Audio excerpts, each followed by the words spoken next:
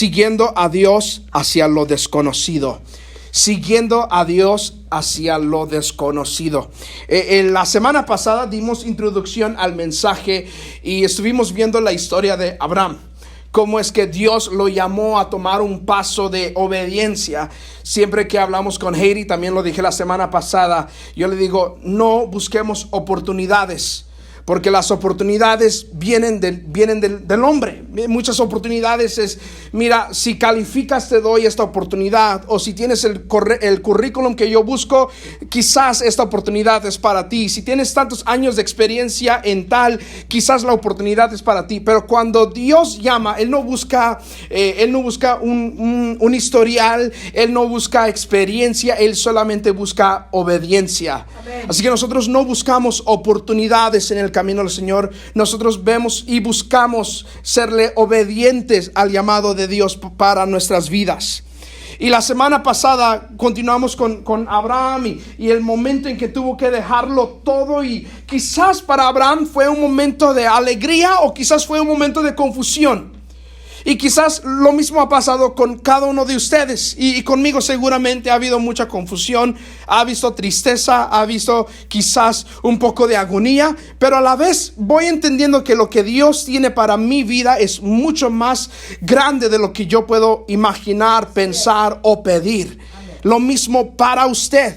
Dios tiene planes de bien para cada uno de nosotros, no de mal. Y hoy vamos a hablar acerca de el nieto que viene siendo familia de Abraham. Y en Génesis capítulo 37, todavía si ya lo tienen listo, quiero contar esta pequeña anécdota. No sé cuántos de ustedes han visto la película El Rey León, The Lion King. Acaba de salir una nueva parte donde habla del padre de Simba, Mufasa. No sé si la han visto, pero si ustedes de películas, les recomiendo que la vaya a ver. Es una película muy bonita. Y si no, espérese que salga en la televisión y ahí usted la puede ver. Y lo que pasa en esta película es Mufasa es hallado por su hermanastro Scar a una pequeña edad. Ambos todavía son cachorros, son leoncillos bien pequeños, son bebés. Mufasa es hallado en un tronco a punto de morir, a punto de ser comido, creo que se dice. Y Scar lo ve y decide salvar a este león, a este cachorro que no lo conocía. Decide salvarlo. Lo salva y se lo lleva a presentar a su mamá, a la mamá de Scar. Y la mamá de Scar le dice, mira, nosotros no lo podemos tener en nuestra manada. Él es un desconocido, él es un extranjero, él no encaja con nosotros. Y Scar, después de tanto pedir y pedir, dice, ok, dice la mamá, ok, pero tenemos que presentarle la idea a tu papá, el rey de la manada en ese tiempo, en ese momento. Llega Scar, le presenta a su papá, el rey, a Mufasa, y le dice, papá, podemos adoptarlo. Yo quiero que sea mi hermano. Y el papá dice, no, en nuestra manada no hay lugar para él. Para no hacerle la historia tan larga y para que vayan a ver la película, no me van a pagar, por cierto. No creo que me vayan a pagar. Pero si me llegan a pagar, gloria a Dios, ¿no? Ya la tengo hecha. Lo que sucede es que pasan los años, ahora ya no son cachorros, ahora son leones. Ahora está Mufasa ya de león adulto y Scar también de león adulto. Y se llega un momento donde la mamá o la madrastra es hallada por un grupo de, creo que son hienas, y la quieren matar y la quieren devorar. Mientras que Mufasa, el hijo adoptado, el león adoptado, sale a pelear por su madrastra. Scar, el hijo propio de esa reina, huye por temor y para ver si el papá, el rey, puede venir a rescatarla. Bueno, Mufasa gana la lucha, se van las hienas, se encuentran con el rey y ahora el rey se siente endeudado con Mufasa y le dice, tú eras un hijo adoptado, ahora creo que a ti te va a corresponder mi posición. Cuando yo muera como el rey de los leones, a ti te va a corresponder esa posición. Y mientras que Mufasa no quería ser el rey, porque él sabía que su hermanastro Scar era el siguiente en la línea para ser el rey de los leones, él dice: no, yo no quiero. Y él intenta todo lo posible para que su hermano Scar quede como rey. Pero el tiempo no es como Mufasa lo pide, ni como Scar lo pide. Con el tiempo, Mufasa se viene convirtiendo en el rey de los leones. Y ahora la posición, Mufasa en sus años ya adultos, él tiene a un hijo y lo llama Simba. Y la integridad de Mufasa se pasa a ser parte de Simba. Y ustedes dicen: ¿qué tiene que ver esto con Génesis capítulo 37? Les quiero decir que hoy vamos a hablar acerca de lo que es la integridad en el momento de entrar a un espacio desconocido. Porque para muchos de nosotros se nos hace difícil mantener nuestra integridad, se nos dificulta mantener nuestra identidad como hijos de Dios cuando entramos a lo desconocido. Tendemos a renegar, tendemos a quejarnos, tendemos a tirar berrinches, tendemos a hacer muchas cosas porque no es como yo lo pensaba. Y ahora, si vamos conmigo a Génesis 37, verso 18. Cuando ellos lo vieron acercarse, antes de que él llegara a donde ellos estaban, se pusieron de acuerdo para matarlo. Estamos hablando de José. Unos a otros se decían: vaya, aquí viene ese gran soñador. Vamos a matarlo y a echarlo en uno de estos pozos, y diremos que algún animal feroz se lo comió. Ya vamos a ver si se cumplen sus sueños. Al oír esto, Rubén trató de librar a José de sus hermanos para luego llevárselo a su padre. Por eso les dijo: no está bien que lo matemos. ¿Para qué matarlo? Si quieren, échenlo en este pozo del desierto, pero no le hagan daño. Cuando José llegó a donde estaban sus hermanos, ellos le quitaron la capa que su padre le había hecho y lo echaron al pozo que estaba seco, y Rubén se fue. Los hermanos se sentaron a comer. De pronto vieron que se acercaba un grupo de comerciantes. Eran unos ismaelitas que venían de Galaad. Sus camellos estaban cargados de finos perfumes y hierbas de rico olor que los ismaelitas pensaban vender en Egipto. Judá entonces le dijo a sus hermanos: no ganamos nada con matar a nuestro hermano y luego tener que mentir acerca de su muerte. Nos conviene más vendérselo a estos ismaelitas. Después de todo, José es nuestro hermano, es de nuestra propia familia. Esta idea les pareció bien. Así que cuando los comerciantes pasaron por ahí, los hermanos de José lo sacaron del pozo y lo vendieron en 20 monedas de plata. Entonces los comerciantes se lo llevaron a Egipto.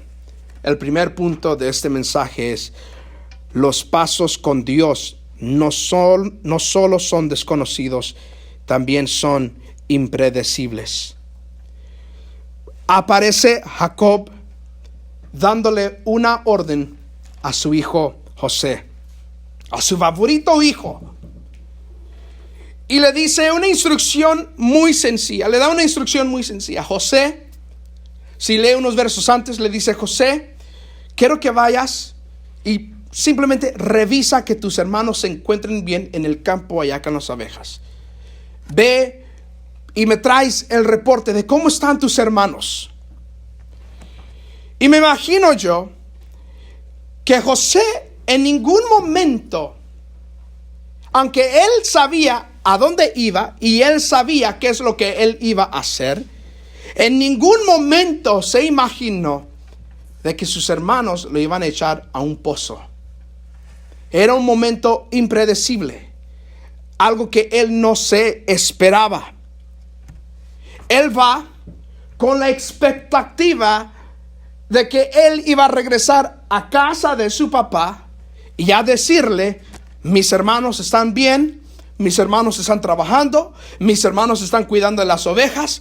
Simplemente me estoy imaginando lo que quizás pensó José al tomar esta instrucción de parte de su papá.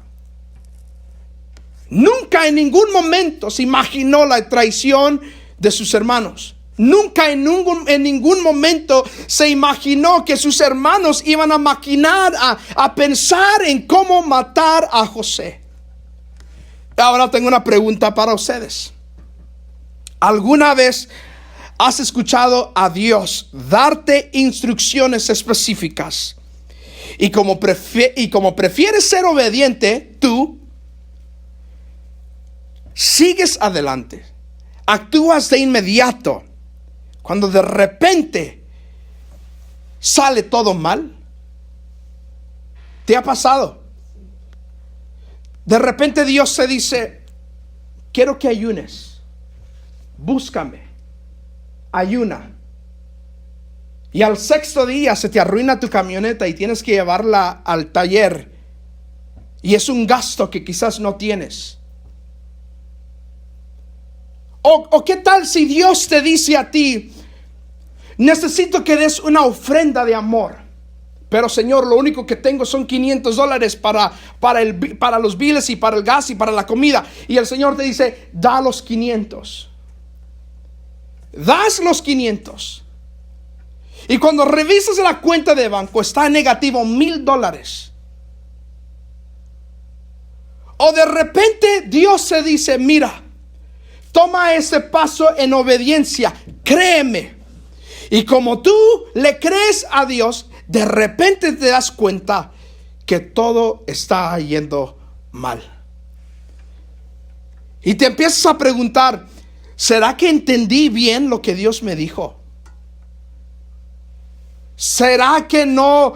¿Será que me dejé guiar por mis emociones más que por la voz de Dios? ¿Será que escuché bien? ¿Será que no malinterpreté las cosas que Dios me estuvo queriendo decir? Y de repente ahora te encuentras en un momento de frustración. Te encuentras en un momento de desesperación. Te encuentras en un momento de mucha tristeza, de mucha agonía, porque Dios te dijo a ti que tomaras este paso en obediencia, pero ahora tu matrimonio está peor de lo que estaba. Tus hijos están peor de lo que estaban. Tus finanzas están peor de lo que estaban. Tu carro se arruinó más de lo que ya estaba. Y empiezas a dudar y a preguntar: ¿qué está pasando? ¿Le ha pasado? Sí. Porque con José en ese momento, vuelvo y repito, él no se esperaba nada. No solamente Dios te invita a que tomes un paso en obediencia hacia lo desconocido, pero también a lo largo de la jornada te vas dando cuenta que van a suceder cosas que tú nunca te imaginabas, y vas a llorar lágrimas que tú nunca imaginabas que ibas a llorar. De repente te das cuenta que una puerta se cerró y nunca pensaste que esa puerta se iba a cerrar. Después te das cuenta que tu esposo o tus hijos caen en el hospital, o tú caes en el hospital y nunca te lo imaginabas. Cierto. Y dices: ¿por qué? ¿Por qué me está pasando esto a mí? Obedecí al Señor, hice lo que Él me pidió, dije lo que Él quiso que yo dijera, ¿y por qué me está pasando esto a mí? Pero un verso que nos recuerda que dependemos de Dios es Salmo 56, verso 3. Pero cuando tenga miedo, dice el rey David, en ti pondré mi confianza. Alabo a Dios por lo que me ha prometido. Una vez más: pero cuando tenga miedo, en ti pondré mi confianza. Alabo a Dios por lo que ha prometido. Note la oración de David. quizás él, igual a José, aceptó su temor y entendió que el miedo y la incomodidad a lo desconocido y lo impredecible es inescapable. David, en su oración aquí en Salmos, reconoce algo.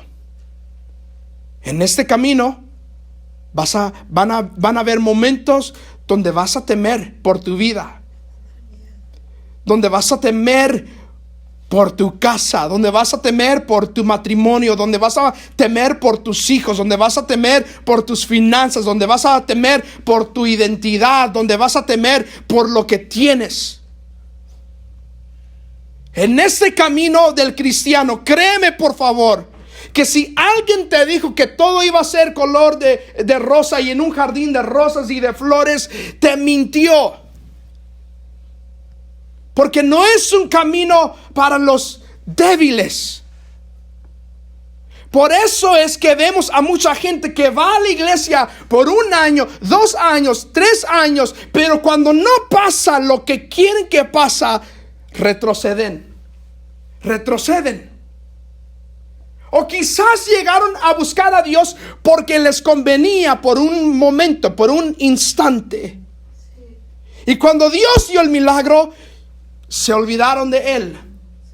Se olvidaron de orar como leían cuando estaban pasando por la tribulación. Se olvidaron de orar y de leer y de escudriñar y de entender y de estudiar a Dios y las palabras de Dios y las cosas de Dios. Porque como ya recibieron el milagro, dijeron: ya no tengo necesidad de Dios. Sí. Pero vuelvo y repito, en este camino vas a sufrir. Tienes que sufrir. ¿Y por qué tienes que sufrir? Porque solamente así vas a aprender a confiar en Dios. Así es. En lo desconocido. Sí, Señor, amén.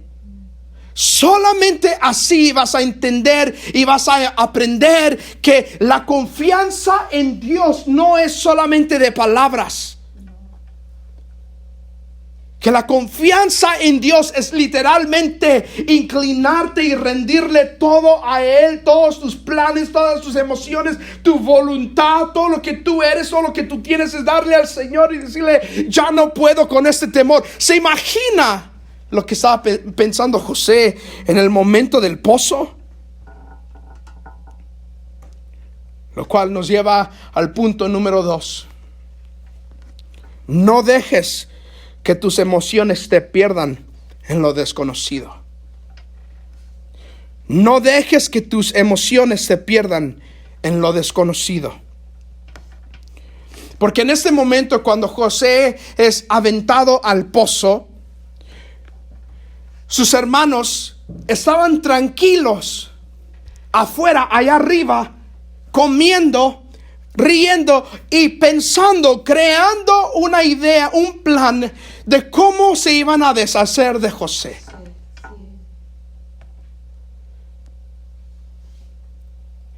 Y quizás José escuchaba donde sus hermanos decían: lo matamos. Quizás él escuchó donde Rubén dijo: no lo maten. Quizás él escuchó donde su otro hermano dijo: mejor vamos a venderlo, ahí vienen los ismaelitas. Quizás José escuchó todos estos planes que tenían en contra de su vida. Y se puede imaginar por un instante las emociones de él.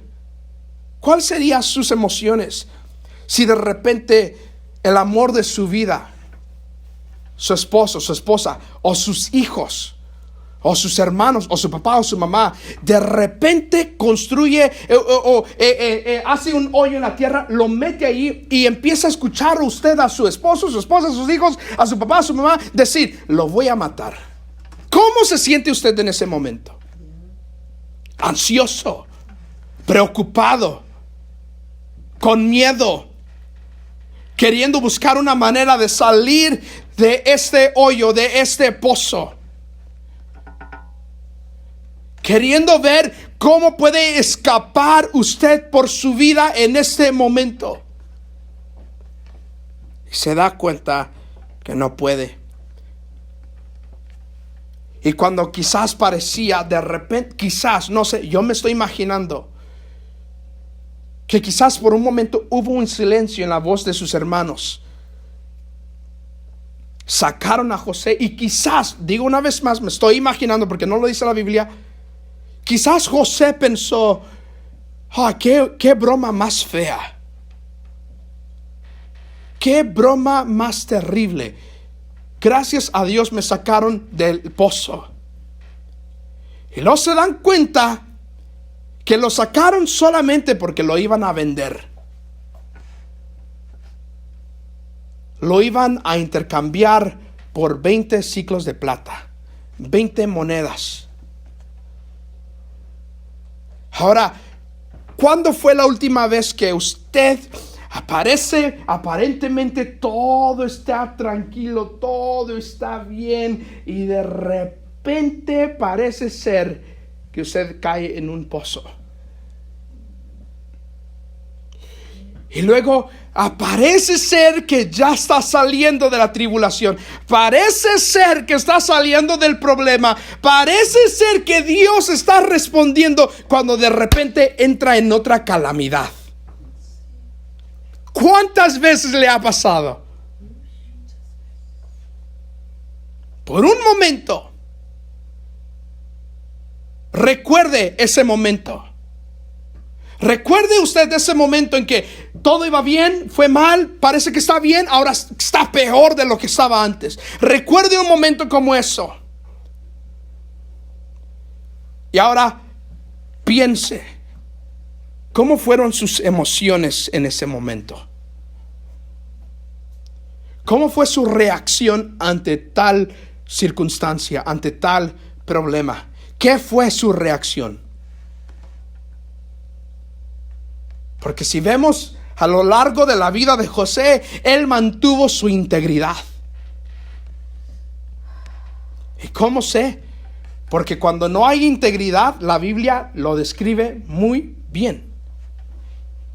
Habla de lo que estuvo en la mente o de lo que estuvo en el corazón del hombre. La Biblia lo dice. A lo contrario, con José simplemente dice que él estuvo en el pozo, fue vendido. Ahora, ¿qué es la integridad? I think this is one of the slides, man. ¿Qué es tener integridad? En el Antiguo Testamento, la palabra hebrea, traducida integridad, significa la condición de ser intachable. Integridad, perfección, sinceridad, sensatez, rectitud, moralidad. En otras palabras, tener integridad es tener honestidad. Tener integridad es tener honestidad, ser honesto contigo mismo. Es no cambiar, es mantener tu postura. Y cuando Dios nos llama a que seamos hijos y un reflejo de su amor y de su carácter, nosotros por integridad guardamos el carácter de Dios y intentamos o nos esforzamos y permitimos que el Espíritu de Dios vaya transformando nuestros caracteres para que se parezca más a Cristo. Y en el momento de la tribulación se trata de guardar la integridad, la sinceridad, la honestidad y decir: yo sé lo que estoy pasando, pero no me puedo rendir ante tal circunstancia. No puedo permitir que mi circunstancia manipule mis emociones. No puedo permitir que mi problema con mi esposo, con mis hijos, con el dinero, con el trabajo, con el jefe, con el perro, con los perros, con los gatos, no sé qué problemas tenga usted, con la enfermedad, es saber que nuestra integridad depende totalmente de Dios. Dios no cambia. Dios es el mismo ayer, hoy y para siempre. Usted y yo cambiamos. Pero cuando entendemos la integridad, nos mantenemos sinceros ante Dios y reconocer que en la vulnerabilidad, en la humillación mía, en mi humillación ante el problema y ante Dios, le estoy diciendo a Dios: yo no puedo, tú sí puedes. No tener integridad es decir: ok, te voy a dar tu parte cuando ya termine yo con mis intenciones, cuando termine yo con mis esfuerzos. Ahorita te doy al próximo. Si no se arregla para el mes, entonces te lo dejo a ti. Pero por ahorita voy a hacer lo posible por salvar esto, por salvar lo otro, por salvar aquello, por salvar lo otro. Y si no funciona, entonces te invito a que formes parte y vea si tú puedes resolucionar el problema. Eso no es tener integridad. Porque cuando vemos la historia de José, no solamente José es tirado al pozo, sacado, vendido, intercambiado, sirve como esclavo, sino que adentro, ya estando con Faraón en Egipto, de repente se presenta una mujer que empieza a gritar que José intentó violarla. Y José mantuvo su integridad. ¿Por qué? Porque José, al momento que la mujer se ofreció, José huyó, se hizo el reclamo, se hizo el papeleo, se hizo todo, y José cayó en cárcel. Allí estando José en cárcel, aún mantuvo su integridad, y ahí en la cárcel Dios lo usó. Amén, amén. Ahora, ¿por qué es todo esta historia importante de José en este momento preciso? Porque cuando nosotros dependemos de nuestras emociones, tendemos a confundirnos. Algunos tienden a enojarse. Algunos, porque está usted peleando con sus emociones. Todos los días que despierta es emociones. ¿Cuál se va a manifestar hoy? Y nunca es: Señor, te entrego mi día. Nunca es: Señor, devuélveme el gozo una vez más. Muchos de nosotros tendemos a despertar y despertarnos enojados o tristes, agobiados. Pero mantener la integridad es decir: no dependo de mis emociones, dependo de la persona de Dios. Y Dios es la fuente de salvación. Dios es la fuente de gozo. Dios es la fuente de mi paz. Dios es la fuente de mis fuerzas. Amén, amén. Por eso, primera de Pedro, capítulo 1, verso 6. Así que alégrense de verdad, alégrense con integridad, alégrense con sinceridad. Les espera una alegría inmensa, aunque tienen que soportar muchas pruebas por un tiempo breve. Estas pruebas demostrarán que su fe es auténtica. Es la prueba. Es el dolor, es la agonía, la cual va a revelar si su fe en Dios es genuina o no. Así es, amén. Es en el problema. Si usted huye en el momento que se complican las cosas, en el momento que Dios lo invita a lo desconocido, si usted huye, quizás su fe no fue genuina. Quizás usted nomás buscó a Dios porque le convenía en tal momento, en tal fecha, en tal hora. Pero si en la tribulación, en el problema, usted mantiene su integridad y es capaz de levantar sus manos, de alzar su voz y decirle: Señor, yo sé que las cosas no van como yo me las esperaba, te obedecí, intenté de seguir tus instrucciones y parece ser que en vez de mejorar las cosas van empeorando, pero hoy he decidido poner mi confianza en ti, he decidido celebrarte a ti, he decidido regocijarme en ti, he decidido darte gracias por lo que tengo, por lo que no tengo. Te doy gracias por las puertas que se han abierto, por las puertas que se han cerrado. Es mantener integridad en el momento más difícil de tu vida. Amén, amén. Es decirle al Señor: no quiero guiarme por mis emociones, quiero guiarme por tu mano. Ahora, punto 3. Dios te guiará hacia lo que es desconocido para ti e historia para Él. Dios te guiará hacia lo que es desconocido para ti e historia para Él.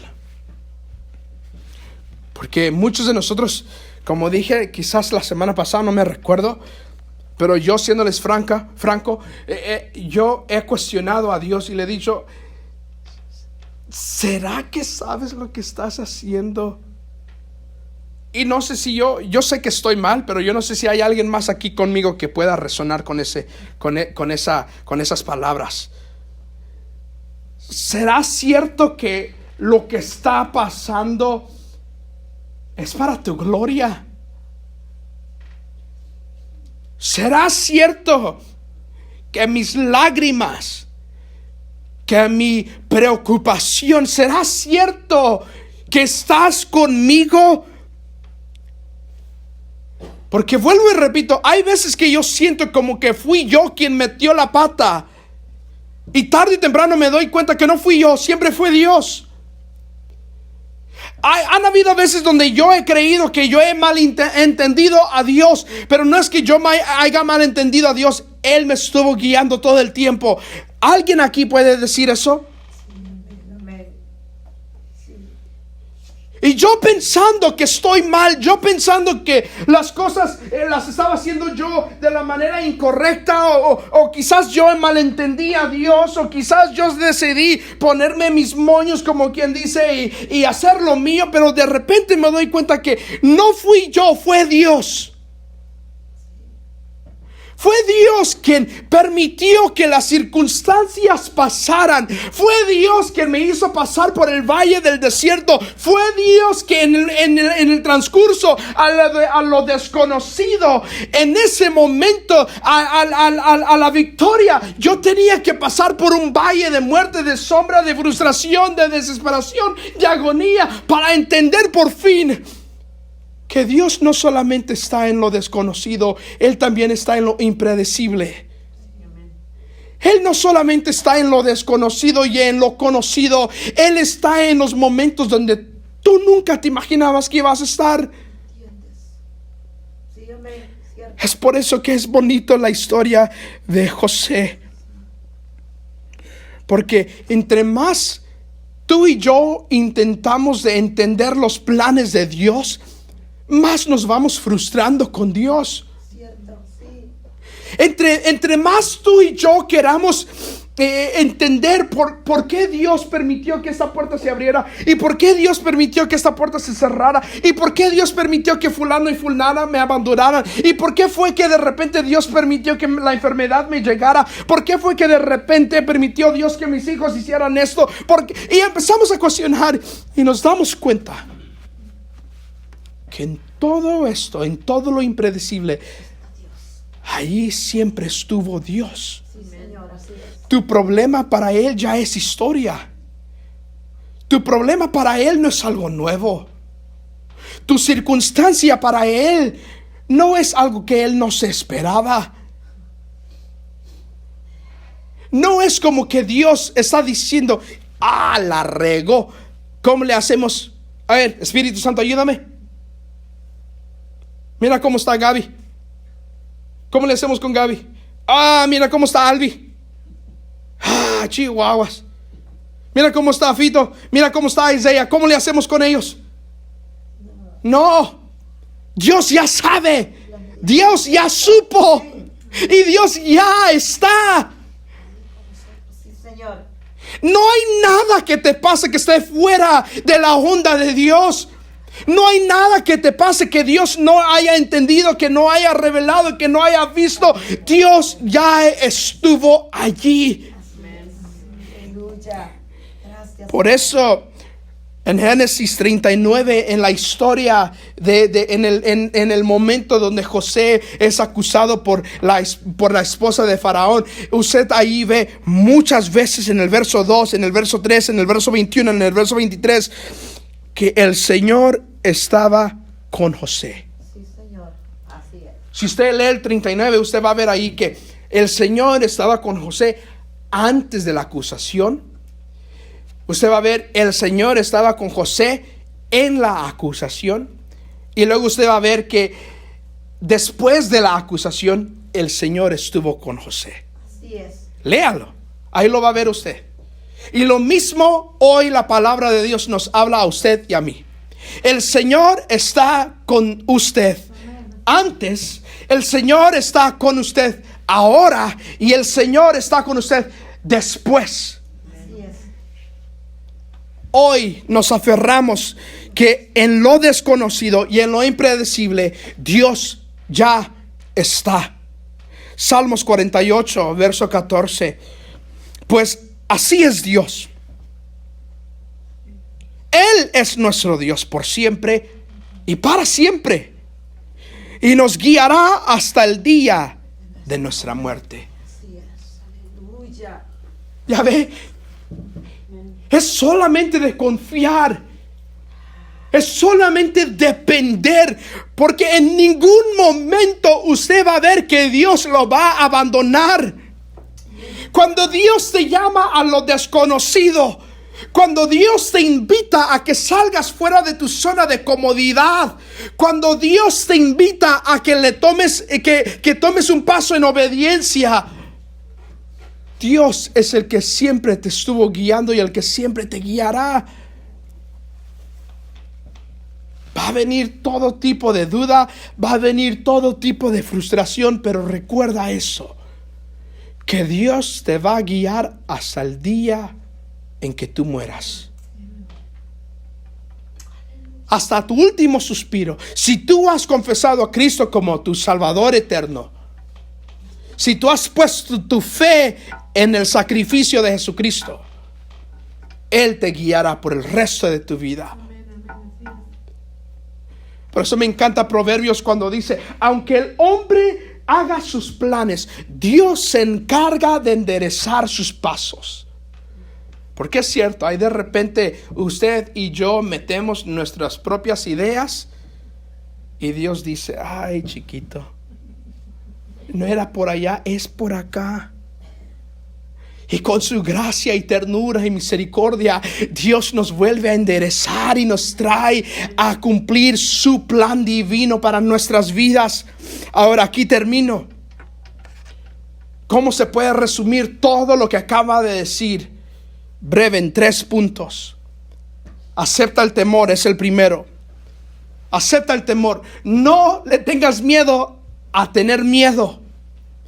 No te preocupes al tener miedo. Miedo es normal. El tener miedo es algo regular. El tener miedo es una emoción que Dios mismo puso en nosotros para que en el miedo nosotros acudamos a Él. Juan 16, verso 33. Aquí en el mundo, dice Jesucristo, tendrán muchas pruebas y tristezas, pero anímense porque yo he vencido al mundo. 2. Mantén tu integridad. Si dices que eres cristiano, si dices que eres hijo de Dios e hija de Dios, mantente firme en la fe. Mantén tu integridad. Es cierto, una vez más, vas a tener miedo. Es cierto, vas a llorar. Pero mantente firme en Cristo, nuestra roca inconmovible. nuestra piedra angular sobre la cual nuestros templos, nuestras vidas están construidas. Sobre Él mantengámonos firmes. Segunda de Corintios 8:21. Tenemos cuidado de ser honorables ante el Señor. Y escucha aquí, pero también queremos que todos los demás vean que somos honorables. Es decir, que si usted permanece firme en el momento de la tribulación con Dios, los ojos de los demás lo van a estar viendo.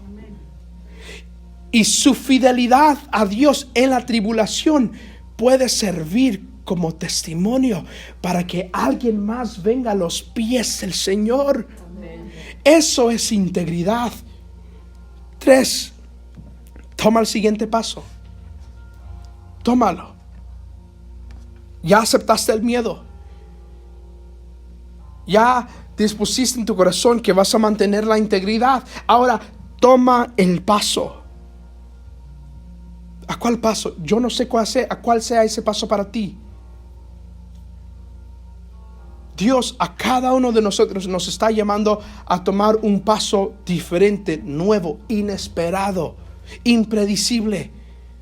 Pero recuerda esto. Y sabemos que Dios hace que todas las cosas cooperen para el bien de quienes lo aman y son llamados según el propósito que Él tiene para ellos. En esta jornada a lo desconocido, tenlo por seguro que Dios va a trabajar todo para tu bien. Cada agonía, cada tristeza, Dios, no tus emociones. Dios, no tu pastor. Dios, no tu esposo, tu esposa, tus hijos. Dios lo va a usar para el bien. Y en la tribulación, Dios se va a glorificar. ¿Cómo sé? Porque cada promesa que Él te ha hecho a ti y a mí, Él la va a cumplir. Él es fiel a su palabra. Él es fiel a Él. Por eso, como vimos la semana pasada, por más terrible que fue Abraham y quizás decisiones más mensas, Dios fue fiel y Dios seguirá fiel. Amén. Les pido que se pongan de pie en esta tarde.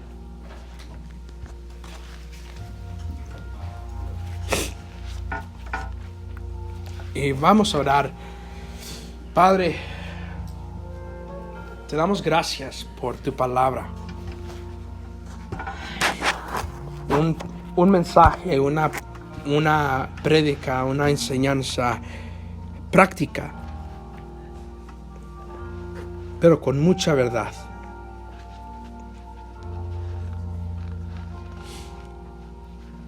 En el camino a lo desconocido, Señor, van a ocurrir muchos escenarios donde nosotros vamos a quedar sorprendidos por cosas que no nos esperábamos. Llegarán momentos donde la única cosa que va a ver nuestras lágrimas va a ser nuestra almohada. Llegarán momentos, Señor, donde la única persona o la única cosa que llegará a escuchar nuestras quejas van a ser las paredes y tú.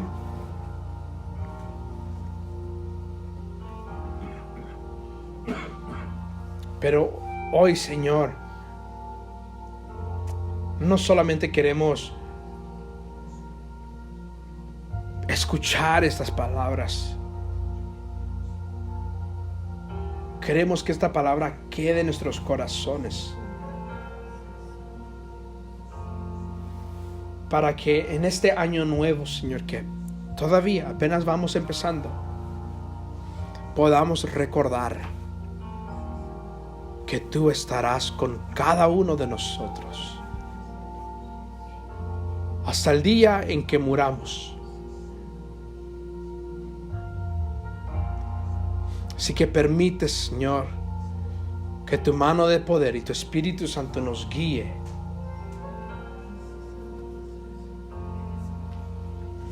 Permítenos, Señor,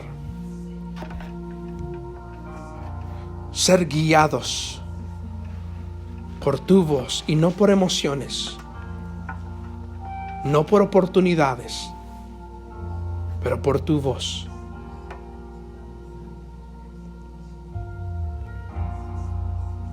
Tú tienes un lugar desconocido para cada uno de nosotros. Y lo único seguro, Señor, que hoy tenemos es a ti.